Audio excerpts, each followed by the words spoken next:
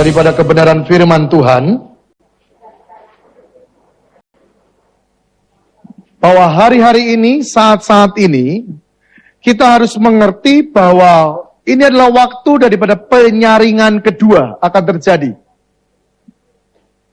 Saudara mungkin rada berpikir atau setuju atau tidak setuju, tidak apa-apa. Tetapi saya katakan bahwa ini waktunya penyaringan kedua akan terjadi. Ya. Bagaimana penyaringan itu terjadi dan akan melanda hidup kita, itu setiap orang berbeda. Tidak sama setiap orang. Setiap orang akan disaring oleh Tuhan, dan orang yang kuat atau orang yang setia dan taat, itu yang akan tetap ada di dalam jalan Tuhan. Tetapi orang-orang yang tidak taat dan tidak setia, ya, jangan kaget nanti kalau ada yang banyak yang berjatuhan. Banyak yang mulai komplain dan mulai protes, dalam arti, Tuhan engkau jahat, Tuhan engkau tidak baik sama dengan seperti saudaraku itu. Seperti yang kau buat aku tidak sama. Saya katakan tiap orang dididik Tuhan, tiap orang dibentuk sesuai dengan panggilannya masing-masing. Amin.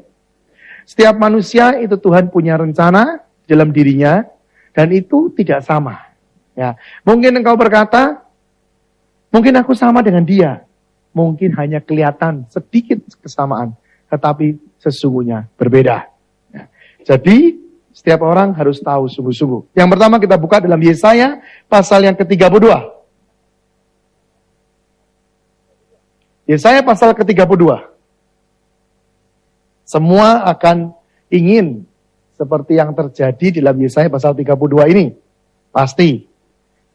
Tetapi untuk supaya kita bisa keluar dari persoalan atau masalah kita, itu yang harus kita bicarakan dan kita mengerti saat ini. Yesaya 32 ayat yang ke-15, dikatakan begini, sampai dicurahkan kepada kita roh yang dari atas, maka padang gurun akan menjadi kebun buah-buahan. Dan kebun buah-buahan itu akan dianggap hutan. Bayangin, saudara. Kebun buah-buahan yang dimana buahnya itu sebenarnya bisa menghasilkan, bisa membuat sesuatu keberuntungan bagi si empunya, itu dianggap hutan. Dianggap hutan. Ya. Di padang gurun selalu akan berlaku keadilan. Dan di kebun buah-buahan akan tetap ada kebenaran. Di mana ada kebenaran, di situ akan tumbuh damai sejahtera. Dan akibat kebenaran ialah ketenangan dan ketentraman untuk selama-lamanya. Coba renungkan akan hal ini, ya. Kenapa bisa ini terjadi seperti ini? Padahal saat ini kalau kita jujur, manusia ini banyaknya bukan ketenangan, bukan banyak damai sejahtera, tetapi apa yang kita hadapi adalah banyak di mana kita sepertinya ada di padang gurun. Ya. Dan saat ini makin orang Kristen bertanya kepada Tuhan, kenapa dan kenapa, makin lebih engkau akan dimasukkan ke dalam padang gurun. Kenapa? Sebenarnya karena Tuhan inginkan untuk engkau mengerti siapa dia sesungguhnya. Kita di tempat ini, saya percaya sudah tahu tentang firman Tuhan banyak. Saudara dan saya mengerti firman Tuhan sudah banyak. Sudah banyak kali mendengar firman Tuhan. Sudah banyak kali ya dikatakan dilepaskan atau membuat satu terobosan demi terobosan. Tetapi yang saat ini Tuhan tanya ke dalam diri kita semua. Yang saat ini Tuhan tanya kepada setiap pribadi di tempat ini. Apa yang kau perbuat setelah engkau mendapatkan itu semua? Ini yang Tuhan tanya.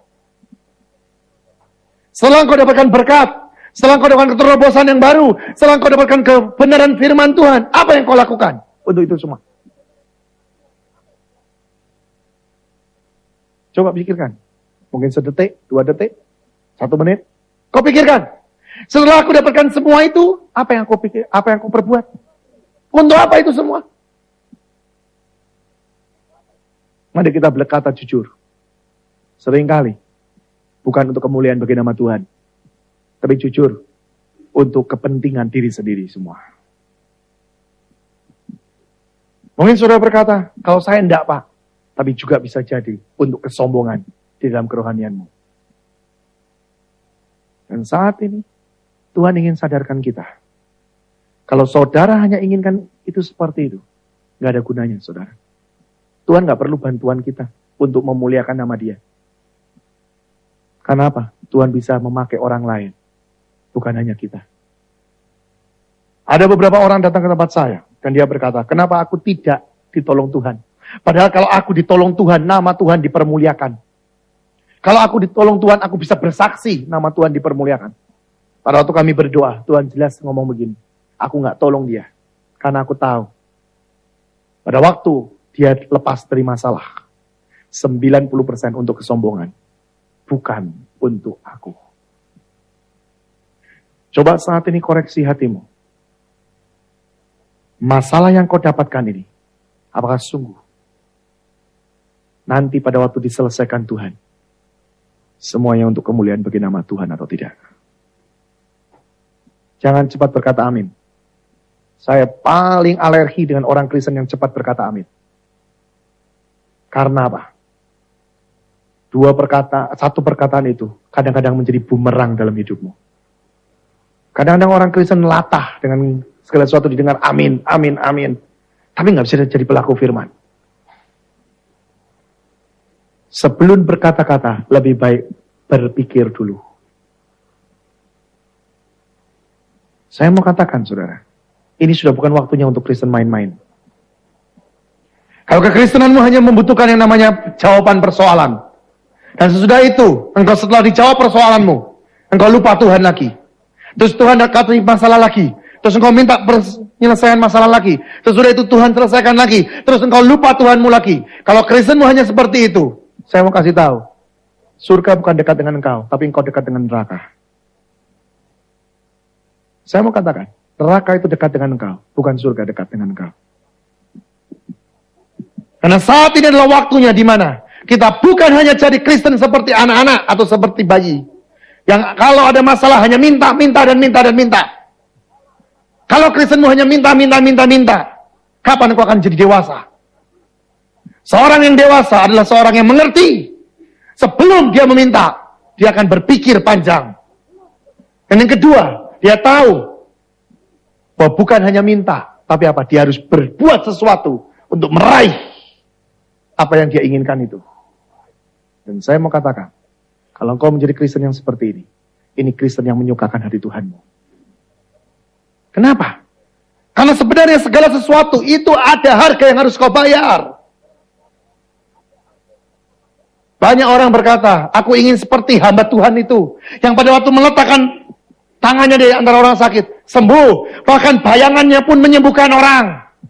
Tapi saya mau kasih tahu, kalau engkau hanya punya karunia seperti itu, tapi karaktermu tidak benar, engkau akan jadi calo-calo surga. Karena apa? Dengar baik-baik. Karunia itu hanya untuk orang lain, bukan untuk diri sendiri. Dengar, buka telingamu. Karunia yang kau saat ini dambakan, itu sebenarnya untuk orang lain dan bukan untuk dirimu sendiri. Saya berani katakan ini karena ada beberapa contoh. Contoh, saudara mungkin tahu Carlton Kuhlman. Dia punya karunia kesembuhan yang luar biasa, tapi sampai akhir hidupnya meninggal dengan penyakit kanker. Kenapa? Padahal dia menyembuhkan orang banyak. Orang mati saja bangkit kok. Harusnya dia bisa tumpang tangan, sembuh, tapi nggak bisa. Kenapa? Karunia itu hanya untuk orang lain. Nah, setelah engkau tahu akan hal ini, engkau saat ini mungkin ada mikir, wah buat apa ya jadi saya punya karunia? Nah, ini kan, betul? Saya mau katakan, saudara, banyak orang Kristen salah nanggap bahwa dipikirnya karunia. Kalau saudara punya karunia kesembuhan, terus saudara bisa tumpang tangan sendiri dan saudara sembuh. Itu imanmu yang menyembuhkan, bukan karuniamu yang mau berjalan. Karena saudara harus tahu, pada waktu saudara diberi karunia oleh Tuhan, itu bukan untuk diri sendiri, tapi belajar untuk membagikan bagi orang lain. Karena kita ini adalah hamba-hamba Tuhan sebenarnya. Ada 4 karakter